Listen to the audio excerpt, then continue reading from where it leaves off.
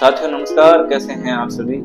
क्या आप भी भगवान के चमत्कार की प्रतीक्षा कर रहे हैं, जैसे कभी आपने रामायण में देखा था, जैसे कभी आपने महाभारत में पढ़ा था कि कोई दिव्य पुरुष आए रथ पर सवार होकर, ब्रह्मांड को कंपा देने वाली वाणी बोले और आपके जीवन की सारी समस्या पल भर में समाप्त कर दे। अगर हाँ, तो आज मैं आपको कुछ ऐसा सुनाने आया हूं जो आपकी इस भगवान की प्रतीक्षा को एक नया अर्थ दे देगा। वीडियो को लाइक कर दीजिए और पूरा का पूरा वीडियो देखिए, आपको उत्तर अपने आप मिलेगा। बात करते हैं हमारी कल्पना में भगवान किस प्रकार से है।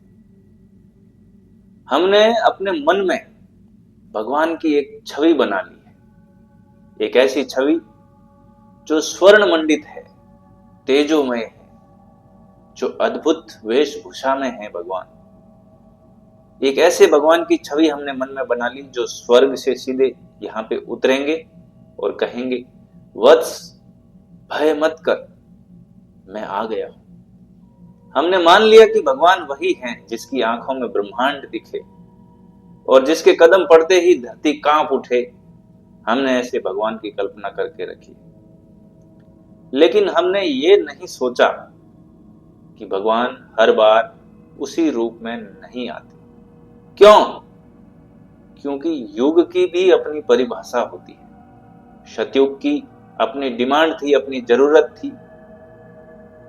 त्रेता युग, द्वापर की युग की अपनी जरूरत थी, अपनी डिमांड थी, अपना समय था। तो हर परिस्थिति की पुकार अलग अलग होती है। भगवान का रूप तय करती है युग की परिभाषा। अब कलयुग में ना अब आकाश से पुष्प वर्षा होती है, न कोई चमत्कारी रथ आता है, क्योंकि अब इंसान की परीक्षा उसकी बुद्धि से होती है। अब भगवान दिखते नहीं है, अब उन्हें पहचानना होता है। वे आते हैं कभी एक अजनबी के रूप में, जो आपको उस दिन कुछ कह देता है जिस दिन आप टूटने वाले होते हैं। भगवान आते हैं कलयुग में कभी किसी नौजवान के शब्दों में, जो कह देता है, भाई साहब हिम्मत मत हारिए। बस वो कह देना ही ईश्वर की उपस्थिति है, क्योंकि ईश्वर अब एनर्जी में है, रूप में नहीं। कभी कोई पुराना मित्र, कभी एक भिखारी, कभी वो मां की आंखें जो चुपचाप आपके सिर पर हाथ रख देती है। इन सब से होकर भगवान आप तक पहुंचते हैं। हम क्यों नहीं पहचान पाते? हम उन्हें पहचानते ही नहीं, क्योंकि हमने अपनी आंखें एक किसी विशिष्ट चित्र के लिए बांध रखी है, जो पहले पुराणों में, रामायण कालीन में, महाभारत काल में जो गाथाएं हैं उनमें जिस प्रकार से वर्णन है भगवान का, उस युग के लिए था। उसके अनुसार हमने कलयुग में सोच रखा है कि भगवान इसी प्रकार से आएंगे, चारों ओर शंख नगाड़े बाजेंगे, ढोल, और एक प्रकार से धरती में कंपन होगा, भूचाल आएगा और भगवान के दर्शन होंगे। क्योंकि हमने मन में सोच लिया है कि ईश्वर ऐसे दिखते हैं, ऐसे बोलते हैं, ऐसे चलते हैं। जब कोई कलयुग में आपकी मदद कर देता है तो हम कह देते हैं, अरे वह तो इंसान था।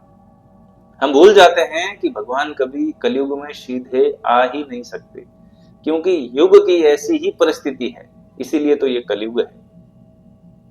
भगवान कलयुग में हमेशा किसी न किसी के माध्यम से आते हैं।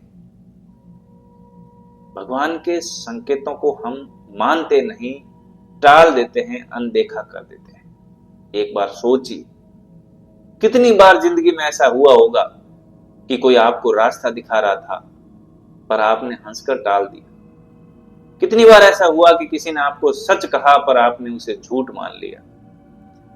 कितनी बार ऐसा हुआ कि किसी ने आपको उस समय थामा जब सबने छोड़ दिया था, पर आप उसे साधारण समझकर भूल गए, क्योंकि आपने तो बस भगवान को अपने चरणों में कमल लिए हुए देखा था, हाथों में कमंडल, तीर, धनुष, कमान लिए हुए देखा था। आपने कभी ये स्वीकार ही नहीं किया कि भगवान किसी चप्पल पहने हुए राहगीर के रूप में भी आ सकते हैं, किसी भिखारी के रूप में भी आ सकते हैं, कोई सहारा दे रहा है उसके रूप में भी आ सकता है, कोई शब्द हमारे कानों में ऐसे पड़ सकते हैं शायद जो भगवान कहलवाना चाहते हो। कभी हम ही बन जाते हैं भगवान का माध्यम। आपने सोचा है, आप भी भगवान की योजना में शामिल होते हैं। आप भी कभी कभी भगवान का भेजा हुआ संदेश बन जाते हैं। जब आप किसी को दिलासा देते हैं, जब आप किसी भूखे को भोजन कराते हैं, जब आप किसी को गलती से रोकते हैं, तब आप भी स्वयं उस क्षण ईश्वर की योजना का हिस्सा बन जाते हैं, पर हमें पता नहीं चलता, क्योंकि हमने सोचा था कि भगवान का कार्य सिर्फ ऋषि मुनियों, महात्माओं और तपस्वियों को ही मिलता है। लेकिन ये कलयुग है। कलयुग में भगवान का कार्य करने का तरीका इस युग की परंपरा, परिभाषा के अनुसार है।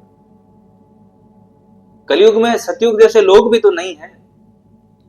कलयुग में भगवान अपनी एनर्जी के माध्यम से, लोगों के माध्यम से चुपचाप कार्य करते हैं। इसे विवेकी जन, समझने वाले ही समझ सकते हैं। कलयुग में न तो भगवान नगाड़े बजने पर आते हैं, न शंखनाद होता है। यहां सिर्फ संकेत मिलता है, विचार आता है, दिशा दिखाई देती है भगवान की कृपा से। और यदि आपकी आत्मा जागी हुई है, आपका विवेक जगा हुआ है और आप में थोड़ी सी भी बुद्धि काम में लेने की क्षमता है, तो आप इन संकेतों को पकड़ लेते हैं और भगवान की कृपा को आत्मसात कर लेते हैं। जो नहीं पकड़ा वो कहता है भगवान सुनते ही नहीं मेरी। तो अब सोचिए, भगवान आए थे आपके जीवन में भी कई बार, लेकिन आप उन्हें उस रूप में पहचान नहीं पाए। उन्होंने कई बार आपका मार्ग रोका, पर आपने समझा कोई विघ्न आ गया। भगवान ने कई बार एक व्यक्ति के रूप में आपको चेतावनी दी, लेकिन आपने कहा ये तो बस आलोचना कर रहा है। सत्य तो यह है, भगवान हमसे कभी दूर नहीं जाते, क्योंकि हम ईश्वर की ही एनर्जी है। हम ही अपनी आंखों पर धारणाओं की पट्टी बांध लेते हैं।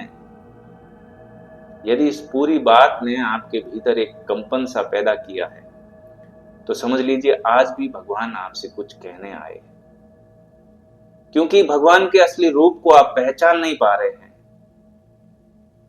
अगर आपको ऐसा लगा हो तो ये सिर्फ एक वीडियो नहीं, एक संकेत है ईश्वर का। और यदि आप इसे ऐसे और संकेत पाना चाहते हैं, तो हमारे साथ जुड़े ज्योतिष धर्म कर्म चैनल से।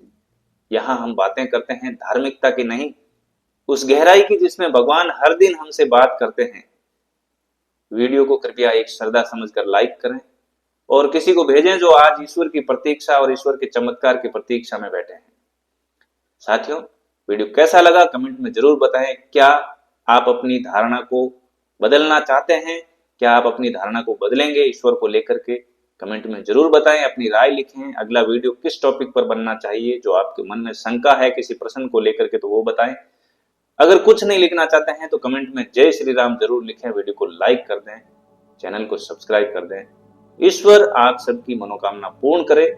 जल्दी ही किसी नेक व्यक्ति के रूप में आपको ईश्वर के दर्शन हो, इसी मंगल कामना के साथ जय श्री राम।